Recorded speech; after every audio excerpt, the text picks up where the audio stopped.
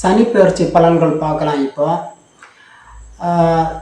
2025ஆம் ஆண்டு மார்ச் மாதம் 29ஆம் நாளன்னை சனி பெயர்ச்சி நடைபெற இருக்குது. இந்த சனி பெயர்ச்சி திருக்கணித பஞ்சாங்கத்தின் அடிப்படையில் இப்போ இந்த சனி பெயர்ச்சி நடைபெற இருக்குது. இது ஒரு 6 ராசிகளுக்கு அதிகப்படியான யோக பலன்களையும் இன்னும் ஒரு 6 ராசிகளுக்கு குறைவான யோகங்களையும் தரப்போகுது. இப்போ இந்த சனி பெயர்ச்சி விருச்சிக ராசியில் பிறந்தவங்களுக்கு எப்படிப்பட்ட பலன்கள் கிடைக்கும்னு பார்க்கலாம். விருச்சிக ராசியில் இருக்கக்கூடிய நட்சத்திரங்கள் பார்த்தீங்கன்னா, குரு பகவானுடைய விசாக நட்சத்திரம் 4வது பாதமும், சனி பகவானுடைய அனுச நட்சத்திரம் 4 பாதங்களும், புதன் பகவானுடைய கேட்டை நட்சத்திரம் 4 பாதங்களும் இருக்கு. இந்த விருச்சிக ராசி இது வரைக்கும் சனி 4ஆம் இடத்துல கும்ப ராசியில சனி அதனோட சொந்த வீட்டில் கடந்த 2 ஆண்டுகளாக இருக்குது. 4ஆம் இடம் என்பது அர்த்தாஷ்டம சனி திசை நடக்கும். அர்த்தாஷ்டம சனி என்பது ஒரு மனிதனுக்கு 8ஆம் இடத்துல அஷ்டம சனி நடக்கும்போது நிறைய பிரச்சனைகள் வரும்.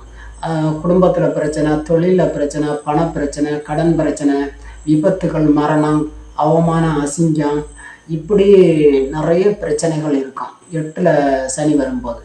அதில் பாதி பிரச்சனை 8ஆம் இடத்துல சனி வரும்போது எவ்வளவு பிரச்சனைகள் கிடைக்குமோ அதில் கிட்டத்தட்ட ஒரு பாதி அளவு பிரச்சனை கடந்த 2.5 ஆண்டு காலமாக உங்களுக்கு 4ல் சனி இருக்கும்போது நிறைய பிரச்சனைகள் சில பேருக்கு கிடைச்சிருக்கும். இப்போ அந்த இடத்துல விலகி சனி 5ஆம் இடத்துல போக போகுது. 5ஆம் இடம் என்பது உங்களுக்கு மீன ராசி, குரு பகவானுடைய சொந்த வீடு. இப்போ 5ல் சனி போனால் இது யோகமாக இருக்குமா அப்படின்னு கேட்டிங்கன்னா, சில பேர் சொல்லுவாங்க 5ல் சனி நிறைய யோகத்தை அள்ளி அள்ளி தரணும். ஆனால் என்னுடைய அனுபவத்தில் 5ல் சனி வரும்போது உங்களுக்கு பெரிய அளவில் யோகங்கள் கிடைக்க வாய்ப்பு இல்லை. ஏன்னா ஒரே ஒரு விஷயம் சொல்லலாம், 4ஆம் இடத்துலேருந்து சனி விலகி போகிறது மட்டும் நல்லது. ஆனால் 5ல் வந்தோடனே ஒரு பெரிய அளவில் யோகங்கள் கிடைக்கும் விருச்சிக ராசியில் உள்ளவங்களுக்கு அப்படின்லாம் சொல்ல முடியாது.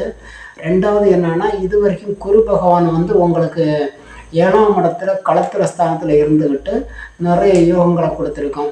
அந்த இடத்துல விலகி இனி 8ஆம் இடத்துல குரு மறைய போகுது. அந்த குரு பெயர்ச்சி 2025 மே மாதத்தில் வரும். அந்த பெயர்ச்சியின் போது குரு 8ஆம் இடத்துல மறைய போகுது. அப்போ 8ஆம் இடத்துல குரு மறைவதனாலையும் இந்த 5ஆம் இடத்துல சனி வருவதனாலையும் இது பெரிய அளவில் யோகங்கள் கிடைக்க முடியாத ஒரு அமைப்பு தான். சரி, இந்த சனி 5ஆம் இடத்துல பூர்வ புண்ணியஸ்தானத்தில் வரப்போகுது. இது அந்த சனியோட முதல்ல இந்த சனி எந்தெந்த இடங்களில் வந்தால் யோகம் செய்யணும்னு பார்த்தீங்கன்னா, 3, 6, 10, 11ஆம் இடங்களில் வரும்போது மட்டும்தான் அதிகப்படியான யோகங்களை செய்யும். மற்ற இடங்கள்ல எல்லாம் வரும்போது அவங்க பிறந்த ஜாதகத்துக்கு தகுந்த மாதிரி பலன்கள் கொஞ்சம் சுமாராக தான் இருக்கும். இந்த சனியோட 3 பார்வை, 3, 7, 10 3 பார்வைகள் இருக்குது. உங்கள் ராசிக்கு 7ஆம் இடத்துலையும் 11ஆம் இடத்துலையும் 2ஆம் இடத்துலையும் சனியோட பார்வை இருக்கும். இப்போ சுருக்கமாக இந்த சனி பெயர்ச்சி உங்களுக்கு எந்த அளவுக்கு பலன்கள் கொடுக்கும் அந்த 2.5 ஆண்டு காலம் பார்த்தீங்கன்னா, கும்ப ராசியிலேருந்து சனி மீன ராசிக்கு பெயர்ச்சியாகி போகும்போது அதில் இருக்கக்கூடிய நட்சத்திரங்கள் பார்த்தீங்கன்னா, பூரட்டாதி நட்சத்திரம், குரு பகவானுடைய பூரட்டாதி நட்சத்திரம் 4வது பாதம் மட்டும் இருக்குது. அடுத்தது சனி பகவானுடைய சொந்த நட்சத்திரம் உத்திரட்டாதி நட்சத்திரம் 4 பாதங்களும் அதில் இருக்குது. புதன் பகவானுடைய இது ரேவதி நட்சத்திரம் 4 பாதங்களும் அதில் இருக்குது. இதில் இந்த விருச்சிக ராசிக்கு பார்த்தீங்கன்னா, மீனம் ராசியில் விருச்சிக ராசி அதிபதி செவ்வாய் பகவான். ஆனால் அந்த மீன ராசியில் அது குரு பகவானுடைய வீடு. அதில் இருக்கக்கூடிய நட்சத்திரம் முதல்ல பூரட்டாதி நட்சத்திரம் 4வது பாதம் மட்டும்தான் இந்த விருச்சிக ராசிக்கு நல்ல யோகமாக இருக்கும். ஏன்னா பூரட்டாதி நட்சத்திரம் அதிபதி குருவும் விருச்சிக ராசி அதிபதி செவ்வாயும் நட்பு, நெருங்கிய நட்பு கிரகங்கள். அப்போ இந்த சனி பூரட்டாதி நட்சத்திரம் 4வது பாதத்தில் பயணிக்கும் போது மட்டும்தான் உங்களுக்கு கொஞ்சம் சாதகமாக கொஞ்சம் யோகமான பலன்களாக இருக்குமே தவிர, அதுக்கப்புறம் இந்த சனி அதனுடைய சொந்த நட்சத்திரம் உத்திரட்டாதி நட்சத்திரம் 4 பாதங்களையும் பயணிக்கும். உத்திரட்டாதி நட்சத்திரத்தில் பயணம் முடிஞ்சதுக்கப்புறமா கடைசியாக ரேவதி நட்சத்திரம், அதாவது ரேவதி புதன் பகவானுடைய நட்சத்திரம். அதாவது புதன் மிதுனத்துக்கும் கன்னிக்கும் அதிபதி. அந்த புதன் பகவானுடைய ரேவதி நட்சத்திரம் 4 பாதங்களையும் சனி கடைசியாக பயணிக்கும். அப்போ இதில் வந்து உங்களுக்கு வந்து முதல்ல வந்து பூரட்டாதி நட்சத்திரம் அந்த 4வது பாதத்தில் சனி பயணிக்கும் போது மட்டும்தான் உங்களுக்கு கொஞ்சம் ஓரளவுக்கு சாதகமாக இருக்கும். இந்த பெயர்ச்சி ஆனதுக்கு அப்புறமா, அதாவது சனி 5ஆம் இடத்துல இருக்கும்போது, அதுக்கப்புறம் உத்திரட்டாதி நட்சத்திரத்தில் பயணிக்கும் போதும் சரி, ரேவதி நட்சத்திரத்தில் பயணிக்கும் போதும் சரி, நீங்கள் கொஞ்சம் எல்லா விஷயங்களையும் கொஞ்சம் கவனமாக இருக்கணும். பெரிய அளவில் அது யோகம் கிடைக்கும்லாம் சொல்ல முடியாது. ஏன்னா உத்திரட்டாதி நட்சத்திரம் சனி பகவானோட சொந்த நட்சத்திரம். சனியும் இங்கே விருச்சிக ராசி அதிபதி செவ்வாயும் நெருங்கிய பகை கிரகங்கள். அதே மாதிரி பார்த்தீங்கன்னா அதில் இருக்கக்கூடிய ரேவதி நட்சத்திர அதிபதி புதனும் இந்த விருச்சிக ராசி அதிபதி செவ்வாயும் நெருங்கிய பகை கிரகங்கள். ரெண்டுமே பகை கிரகங்கள். அப்போ வந்து உங்களுக்கு ஒரு பகை கிரகத்தினுடைய நட்சத்திரத்தில் இன்னும் ஒரு கிரகம் பயணிக்கும் போது உங்களுக்கு அதில் பெரிய அளவில் யோகங்கள் கிடைப்பதற்கான வாய்ப்புகள் இல்லை. கொஞ்சம் சுமாரான பலன்கள், நன்மைகளும் தீமைகளும் கலந்து கிடைக்கிற கலவையான ஒரு பலன்கள் தான் கிடைக்க போகுது இந்த சனி பெயர்ச்சி. முதல் ஒரு வருஷம் நீங்கள் மிகவும் கவனமாக இருப்பது நல்லது.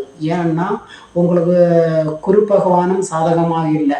2025 மே மாதத்துலேருந்து 2026 அந்த மே மாதம் வரைக்கும், அடுத்த பெயர்ச்சி வரைக்கும் உங்களுக்கு குரு வந்து 8ஆம் இடத்துல அஷ்டமஸ்தானத்தில் மறைஞ்சி போகிறதுனால உங்களுக்கு வந்து முதல் ஒரு வருடம் மிகவும் கவனமாக இருக்கணும்.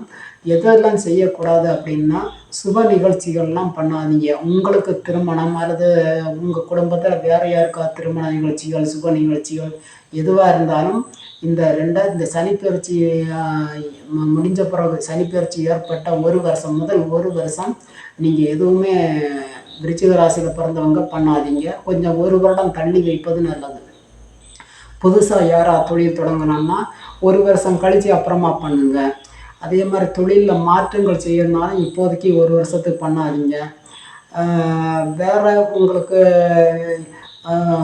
கொஞ்சம் போக்குவரத்தில் கொஞ்சம் கவனமாக இருக்கணும். பயணங்கள் செய்யும்போது ஒவ்வொரு விஷயங்களையும், அதாவது புதுசாக நீங்கள் எதுவுமே பண்ணாதீங்க. ஏற்கனவே செஞ்சிட்டு இருக்க தொழிலை அப்படியே மெயின்டைன் பண்ணுங்கள் முதல் ஒரு வருஷம். ஏன்னா முதல் ஒரு வருஷம் உங்களுக்கு கிரகங்கள் சாதகமாக இல்லை விருச்சிக ராசியில் பிறந்தவங்களுக்கு.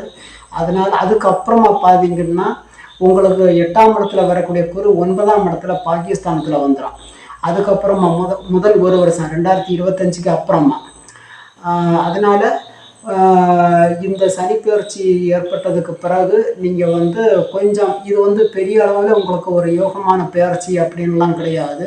கொஞ்சம் நன்மைகளும் தீமைகளும் கலந்து கிடைக்கிற கலவையான ஒரு பலன்கள் தான் உங்களுக்கு கிடைக்க போகுது. அதனால் நீங்கள் செய்கிற முயற்சி பண்ணுற ஒவ்வொரு விஷயங்கள்லையும் கவனமாக இருப்பது நல்லது.